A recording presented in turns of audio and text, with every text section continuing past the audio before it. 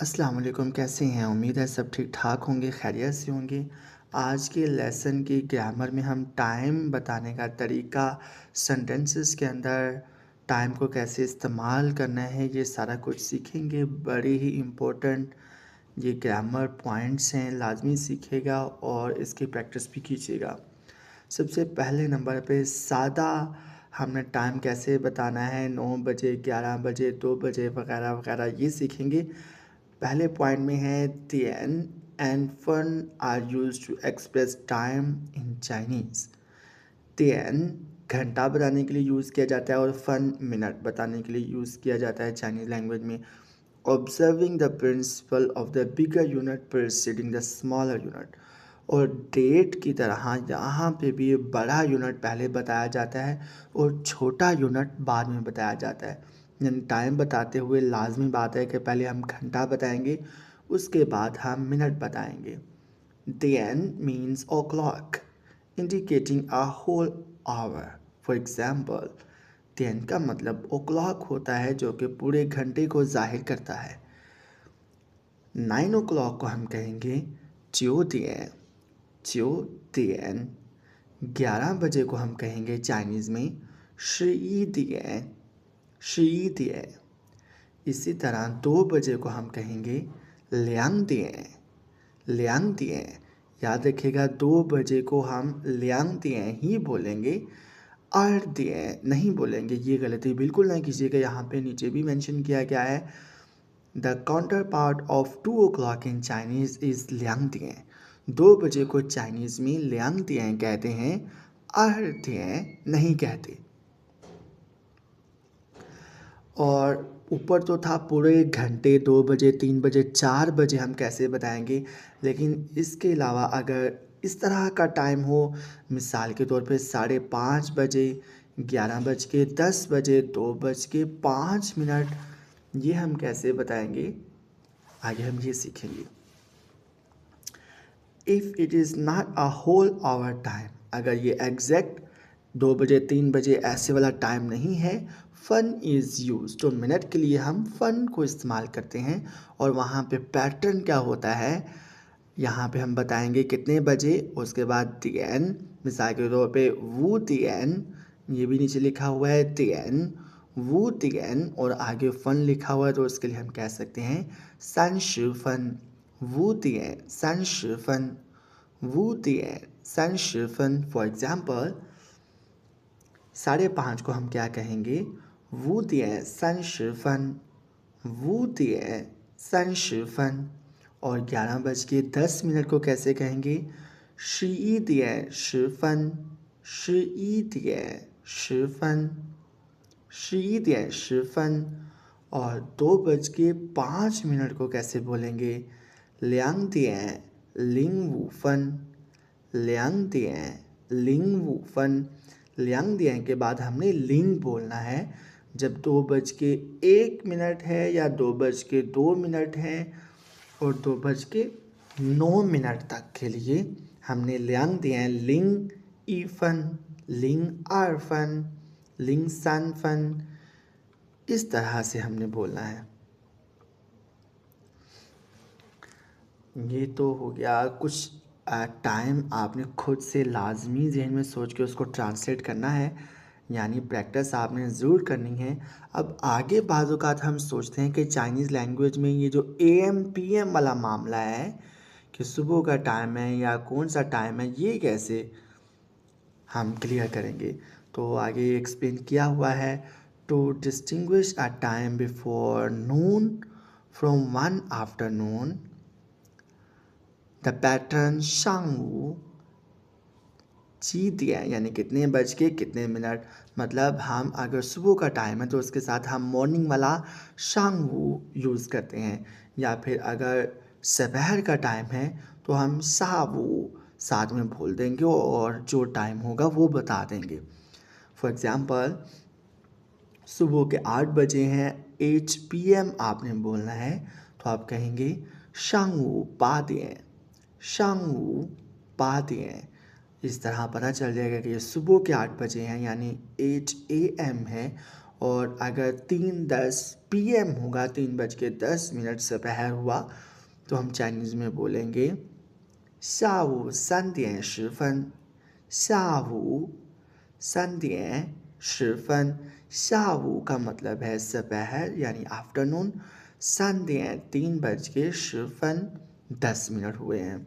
और अगर 5:25 PM है तो हम बोलेंगे 下午5点25分, 下午यानी आफ्टरनून, 5:25 दोपहर 5:25। यहाँ पे आपने लाजमी तौर पे कुछ टाइम खुद से क्रिएट करने हैं और उसको चाइनीज़ में ट्रांसलेट करना है।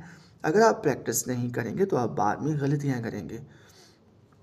अब यहाँ पे आगे बहुत ही इम्पोर्टेंट चीज़ है कि हमने चाइनीज़ लैंग्वेज में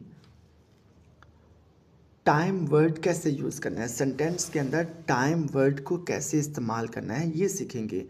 time word use as an adverbial.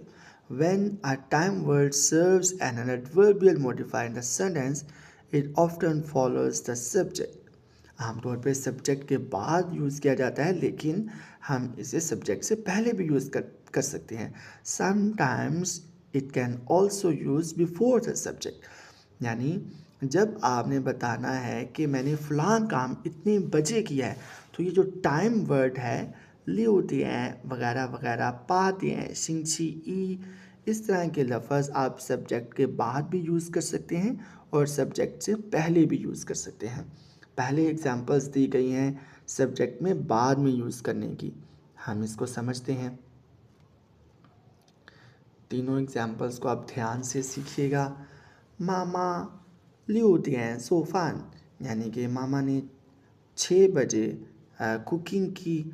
मामा 6点做饭, तो इसको हम ऐसे भी कह सकते हैं 6点मामा 做饭। सेकेंड एग्जाम्पल है 李老师上午8点去学校, टीचर ली सुबह 8 बजे स्कूल जाते हैं। 李老师上午8点去学校, टीचर ली सुबह 8 बजे स्कूल जाते हैं। और इस टाइम वर्ड को हम शुरू में भी लिख सकते हैं 上午8点李老师去学校। थर्ड और लास्ट एग्जाम्पल है इसकी 我星期一去北京, मैं मंडे को बेजिंग जाऊंगा। 我星期一去北京, तो इसको भी सेम हम ये टाइम वर्ड को सब्जेक्ट से पहले भी इस्तेमाल कर सकते हैं। तो ये याद रखिएगा, जब भी आपने इस तरह के टाइम वर्ड्स इस्तेमाल करने हैं तो वो सब्जेक्ट के बाद ज़्यादा बेटर है, लेकिन कभी कभार हम सब्जेक्ट से पहले भी उसे इस्तेमाल कर सकते हैं। आगे कुछ एग्जांपल्स दी हुई हैं सब्जेक्ट से पहले इस्तेमाल करने की, तो उनको भी हम देख लेते हैं ताकि हमारा कॉन्सेप्ट बहुत अच्छे से क्लियर हो जाए। यहाँ लिखा हुआ है 7点我吃饭, मैं 7 बजे नाश्ता करता हूँ, खाना खाता हूँ।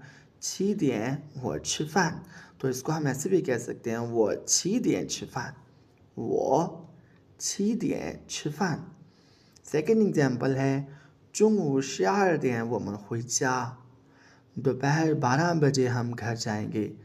中午12点我们回家, 中午12点我们回家, यहाँ पे भी हम सब्जेक्ट को पहले और टाइम वर्ड को बाद में इस्तेमाल कर सकते हैं।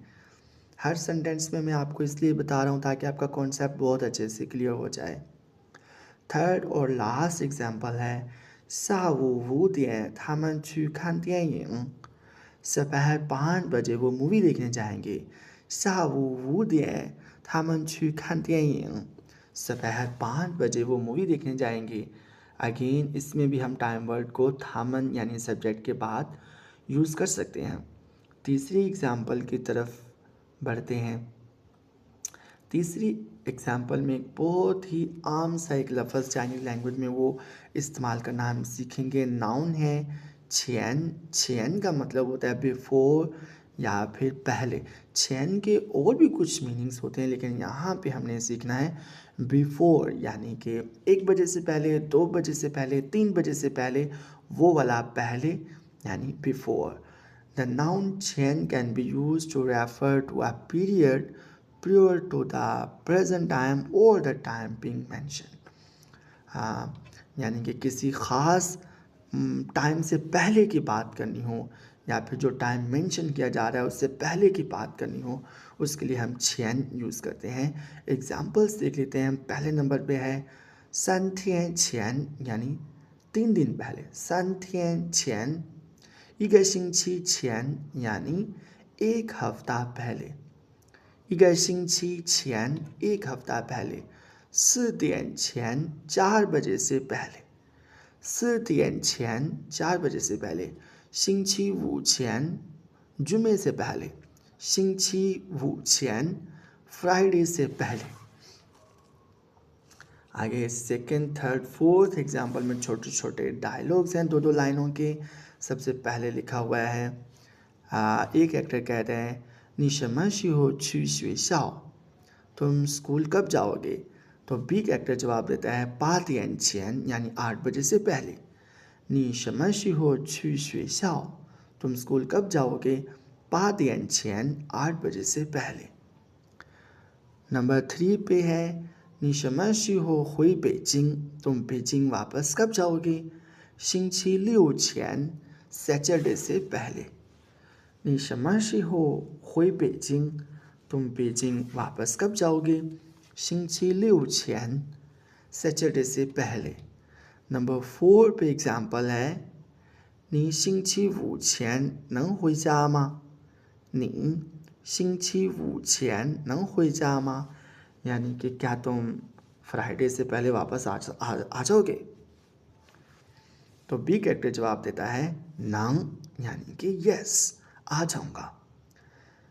你星期五前能回家吗 नंग, नंग का यहाँ पे मतलब होगा यस, यानी कि मैं आ जाऊंगा। लास्ट यहाँ पे ये इस लेसन की ग्रामर्स 3 हैं जो कि कंप्लीट हो चुकी हैं। मैं उम्मीद करता हूँ ये वीडियो लेसन्स आपके लिए मददगार साबित हो रहे होंगे। अगर ऐसा है तो प्लीज़ मुझे सपोर्ट कीजिएगा और दुआ में याद रखिएगा। अल्लाह हाफिज़।